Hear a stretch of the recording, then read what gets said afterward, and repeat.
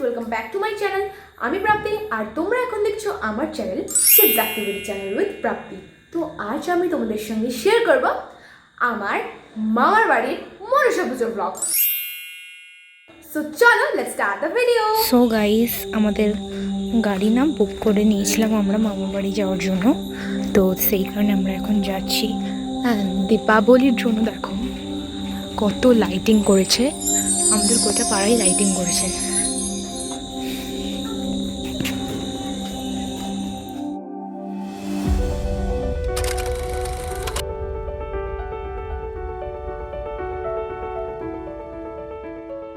তো আমাদের গাড়ি ছেড়ে দিয়েছে।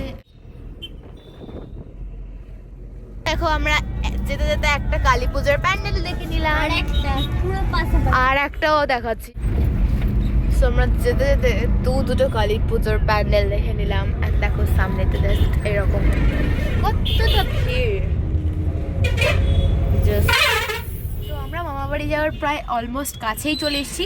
এই বাবা নেমেছে মিষ্টি নিতে, আর দেখো আমাদের সামনেই দেখো কত বাজি রাখা আছে, বাট আমরা নেব না। আর জানো এই জায়গাটার নাম হচ্ছে বেলতলা। আমার মামা বাড়ি যেহেতু পশ্চিম মেদিনীপুরে, কারণেই অনেকটা ট্রাভেল করে আসতে হয়েছে। আর আমরা এবছর যেহেতু আমার বাবা জাস্ট দীঘা থেকে ফিরলো, সেই কারণে আমরা মাতুই করে নিয়েছি, দেন চলে এসেছি। কারণ বাবা অত দূর থেকে এসে যে ট্রাভেল করবে সেটা আর পারবে না, তাই জন্য এই যে এইভাবে বলে যাবে। তারপরে দেখো আমরা চলে এসেছি। এটা হচ্ছে আমার মামা বাড়ির এন্ট্রান্স পর্যন্ত দেখো লাইট দিয়েছে। আর ওই যে আমার বাবা দেখে আসলো যে গাড়িটা ঢোকানো যাবে কিনা, তো এসে বলছে ঢোকানো যাবে না। তো সেই কারণে আমরা হাঁটা পথেই আমার মামা বাড়িতে যাচ্ছি।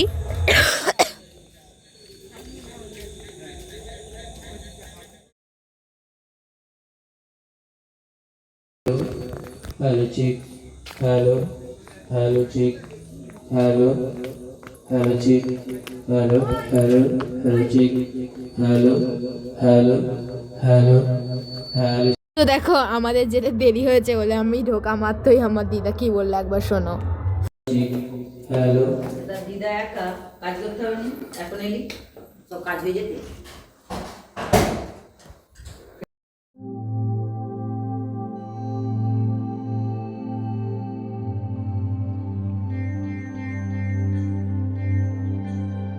তো আমরা একবারে ফ্রেশ ট্রেশ হয়ে চলে এসেছি। এবার তোমাদের আমি কটা কথা বলবো। আমাদের কিন্তু মা মনসা ভীষণই জাগ্রত। কেন বলছি, যখন আমাদের এই পুজোটা হয় তখন মা মনসার জন্য মনসা মঙ্গল বিভিন্ন গল্প মাকে শোনানো হয়। তারপরে মায়ের ঘরের ওপরে দেওয়া হয় একটা পদ্ম ফুল।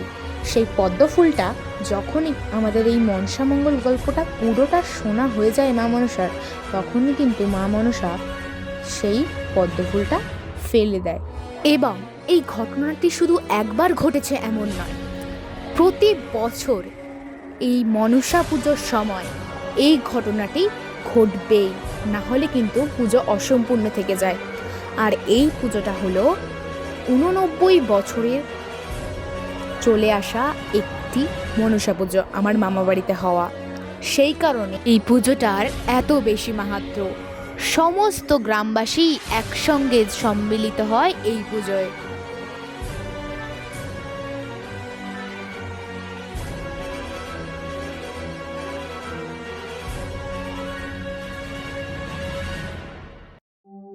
তো অনেক তো হলেও পুজোর মাহাত্ম্য, এবার আবার ভ্লগটাই আসা যাক।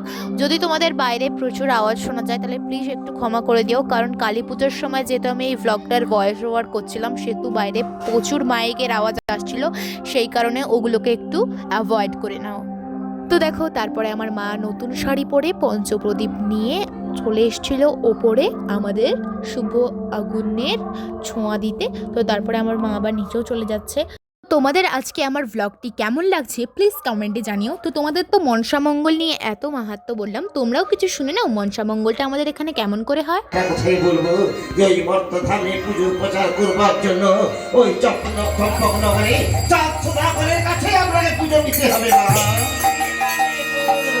আরে বলুন তো মা, ওই চাঁদের সাথে পূর্ব জন্ম থেকে আপনার কেন বাদ বিসম্বাদ, সেটা যদি আপনি প্রকাশ করে বলেন তাহলে আমরা সবাই বুঝতে পারবো না।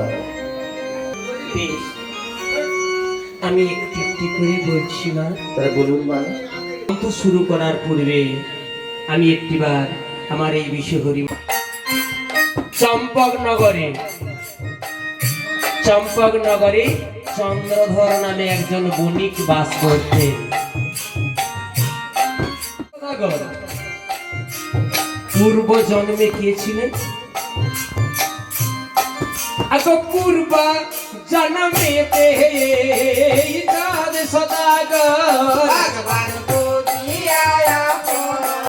তো এখন আমাদের পুজো প্রায় শেষের পথে, শুধু ফুল পড়ার অপেক্ষা। তো যতক্ষণ আমাদের পুজো চলছিল ততক্ষণে কিন্তু আমিও ড্রেস চেঞ্জ করে চলে এসেছিলাম, কারণ আমি আর ওই ড্রেসটা পরে থাকতে পারছিলাম না। আর এই সময়তে আমার মা আমাকে পুজোর প্রসাদটাও দিয়ে গিয়েছিল খাওয়ার জন্য। প্রসাদে ছিল আলু পটল দিয়ে তরকারি, ঘুগনি আর ডাল। তো এটাই ছিল আমাদের প্রসাদ। খেয়ে নিই।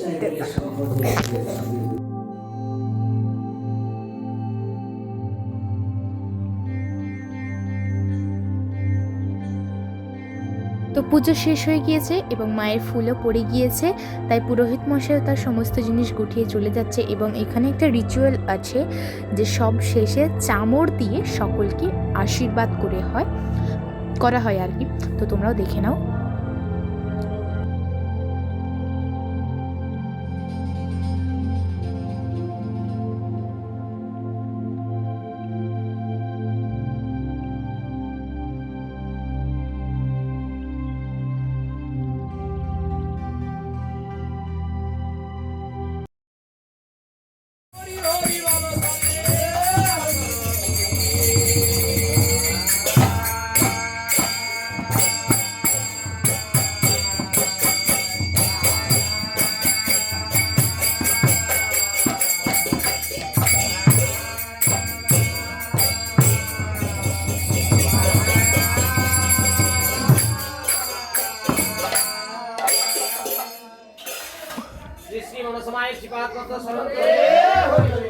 তো আজকের মতো এইটুকুই। Thanks for watching, bye bye.